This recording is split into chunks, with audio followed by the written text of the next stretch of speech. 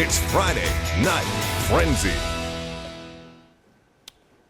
Well, how about that intro for Friday Night Frenzy to kick us off? Western Slope, sponsored by Ford. What's going on, Western Slope? Titus Cleveland here, alongside Jackson Cowan, our newest sports reporter, Jeff Hinkle. He will join us in just a bit. But welcome to Week 3 of Friday Night Frenzy, presented by Ford. We had a lot of games on the Western Slope tonight. We kicked things off with Grand Junction versus Denver North. Jackson, you were in attendance for your very first Friday Night Frenzy game. What did you take away from that? I think the biggest thing is just the competitiveness that we see on the Western Front. Super excited to get going. It was a good night of football, let's just say that. But it all started last night. That game was Thursday night, and the Tigers 2-0 hosted the 1-1 Denver North Vikings at Stoker Stadium. The Tigers offense has been firing on all cylinders, scoring 30-plus in its first two games. That offense and fans, though, would have to wait. Brief weather delay before Grand Junction took the field along with Denver North.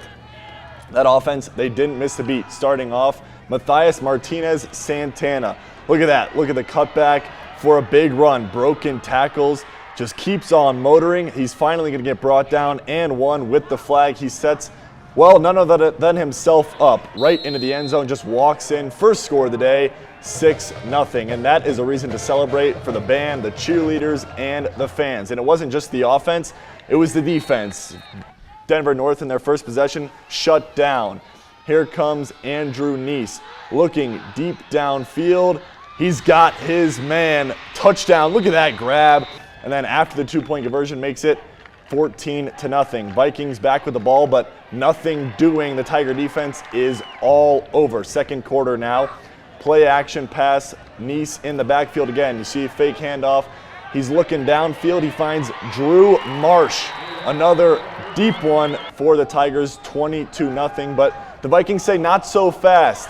Valentino Lucero dots up Jacob Galvadone for their first score of the day. Vikings on the board. But the Tiger offense, just way too many weapons. Elias Morgan catches the pitch.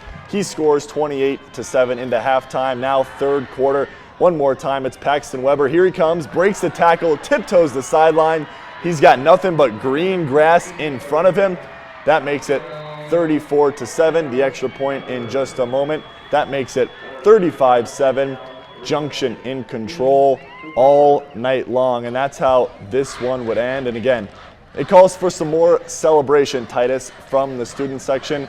Weber says the team is close even this early on in the season. Well, I mean, it's not a bunch of new. I mean, it's a bunch of new varsity players, but we've all known each other forever. So it's still like a brotherhood that we've had for a long time. You haven't accomplished anything yet. You haven't done anything. We got to go back to work tomorrow morning. You know, we'll be at weights tomorrow morning at 8 and right back to work. You know, you're happy you won. You put one in the W column, but by no means are we satisfied or, you know, thinking that we've accomplished or we've done what we came to do, because we still have more work to get done.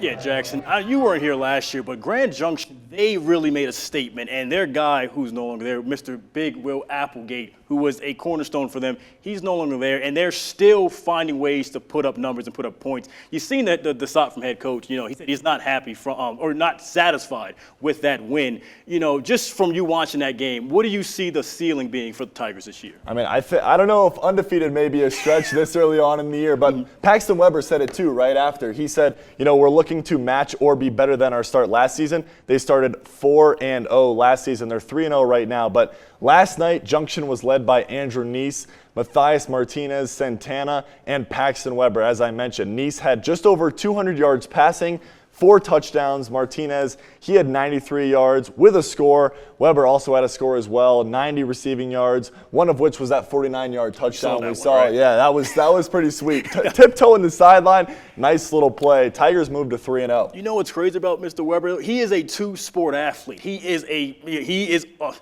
phenomenal on the lacrosse field. You know, I call him Mr. Lax for a reason, because he is that guy. And he does it on the gridiron too. So what a standout player for Mr. Paxton Weber. I think we're going to have to start calling him Mr. All Around. I like the sound of that. Based on what he looks like on the football field and on the lacrosse field, I think that's good stuff from him. But stick around, Western Slope. When we get back, we have Jeff Hinkle. He has highlights from Delta High School. It's Friday Night Frenzy, brought to you by Ford. It's Friday Night Frenzy. Brought to you by Ford. Welcome back into Friday Night Frenzy presented by Ford. We got Jeff Hinkle here who took a trip to Delta. He made it all the way back, and I'm just going to let Jeff tell you what he has to share. Yeah, let's go, Titus. It's the Delta Panthers, it's the Rifle Bears. This is a rematch of the championship game a couple years ago. Let's get out to Panther Stadium and get you to the highlights, folks. Let's go to the opening coin toss. This game is entirely sponsored by DMEA, so that's the coin toss. Wonderful. First drive of the game, Jet Ryan finds Deacon Sheen downfield, 25-yard score through the air there for the Panthers. He's got one through the air. Now how about a little scramble action from his own 15-yard line? Makes the guy miss. You are not catching him. Ladies and gentlemen, that is a house call. Somebody save that man a plate. 85 yards for Jet Ryan on the ground. He said, man, that one was too easy. I'm feeling contact tonight. Takes the hit, gets 6. How about JP Gallegos getting in the action? No, Gallegos on the sideline. Look at the catch. Let's run it back in slow-mo. Back shoulder, 1 foot down in high school. That is all you need. How about some defense on display here? That's a fumble. Ball is on the ground. How about big number 44 getting the ball, getting it in the end zone? And Delta Panthers, how about them? What a game. They get the win 41-0. They have not allowed a point to the Rifle Bears since November 25th of 2023 when they won the 2A state championships. How about that game? Man, that was a game, Jeff. Did you see the catch that was made right there? Stayed in bounds, kept the foot in there. I mean, Jeff, that game must have been, must-see TV if you were at Delta. Oh, for sure. It was it was must-see TV. That catch should be on the SportsCenter top 10. That's why I had to play it back in slow-mo, because it was the back shoulder. It was the 1 foot in. Did you see the extension on the other leg, too? It looked like he was doing gymnastics out there and not playing football. You right? I think that looked like Jeff back in his day when he was still playing football. Listen, I was number 44 scooping and scoring. How was that guy? You can't get me one foot on the sideline. No way. Well, I don't know who can top that, but the Fruita Wildcats, they were in action today as well against the Chaparral Wolverines. It was homecoming night for Fruita, and these Wildcats were putting on a show last year. It was the Chaparral Wolverines who owned this matchup, but this time around, Fruita had a point to prove. Let's head out to Stoker Stadium, where the Wildcats wasted no time turning up the heat. We start things off in the first half. No, you don't want to give away the goods. We started off in the first half. Fruita already up by a pair of touchdowns, and the Wildcats, they are cooking. Quarterback Cooper Rao calls his own number, punches it in, and Fruita is out by, get this, folks, 20 points on Chaparral. Okay, they are not wasting no time. You can see the quarterback, he's focused. Next drive, same script, different star. Junior running back, finds daylight. Western Sharp lowers the boom with the stiff arm. That'll live on somebody's highlight reel. He says, I do this. Wildcats stretch it to 26 on the Wolverines. And remember last year, like I said, the Wolverines handled Fruita. Not this time. The Wildcats flipped the script. Burrow rolls out, finds his tight end, Josh Husky, wide open, no one around him. Touchdown. Fruita looking every bit like that team that had the luxury of a bye week to sharpen their edges. And just when it feels like the Wolverines might steady themselves, like Jacksonville, they feel like they can get a chance to get back into this game, I think Mr. Braylon Owens just slams the door on that one. Reads it, jumps it, picks it. He is gone to the house for 6. And that Fruita crowd, they were rocking from start to finish. They're already here for the homecoming. They got a great game. That's just a cherry on top. Fruita would go up 41-0 at the break. Halftime only kept the vibes rolling as the Fruita dance and cheer team and band squad took center stage, putting the homecoming crowd on their feet, celebrating a night where the Wildcats had it all working.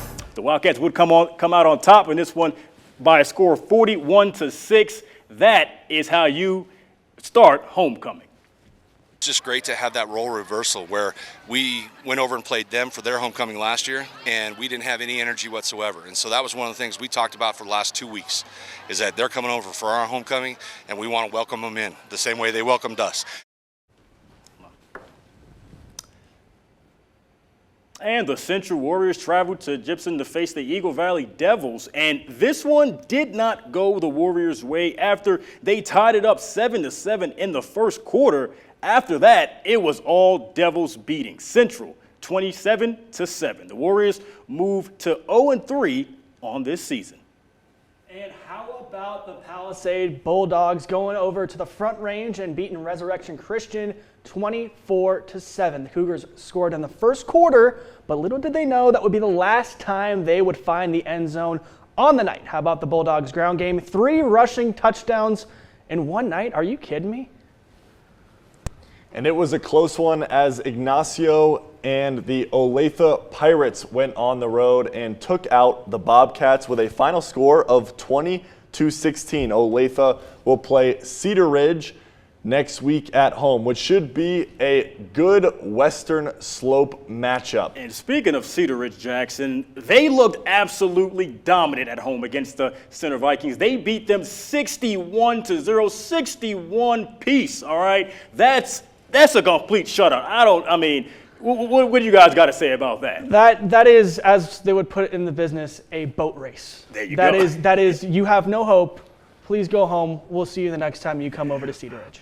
Yes, and Fruita Monument, they play Grand Junction next week. You know that rival is big time on the Western Slope. Last year, Grand Junction came out on top, beating Fruita, and that was a big time deal. I'm pretty sure the Wildcats still have that loss, fresh in their mind. Yeah, and how about the other Grand Junction team? How about Grand Junction Central? They will play the Montrose Redhawks next week, and that game, Montrose just looks really good, as they do every single year. How about, and that's just the way it is. They are they went all the way to the state championship. They fell short, and they're still hungry to go back to that point. But that was the Friday Night Frenzy. Jackson Cowan's first Friday Night Frenzy. How did you feel about it, man? It was electric. We got it going last night at Stoker Stadium. I know you were back there today. Had to jet out a little bit earlier on me yesterday, but it was just great to be there. It was great to see the competitiveness on the Western Slope, even though it was a team from Denver coming over. And I think it's just great to see high school football back in the spotlight. It's September. Weather's starting to cool down. I know Ian talked a little bit about that earlier on. So we got good vibes all around here on the Western Slope. I can remember my first time. I was in awe of seeing just the talent on display in my presence. I was like, I'm in the right place to be for watching football. So I can't be excited enough. Yeah, there's nothing like high school football season. Am I right? It's just the band's playing, the hot dogs grilling on the grill, somebody's dad's cooking up a steak or whatnot off the side of the sideline. It's amazing. I just can't wait. I love it. I can't wait. We can't wait because we got more football next week on the Western Slope. But that is a wrap for Friday Night Frenzy presented by Ford. I'm Titus Cleveland. That's Jackson Cowan. That's Jeff Hinkle. It's a lot of names here. I'm confused, all right? But that's a wrap. We'll see you guys next week. Have a good night, everyone.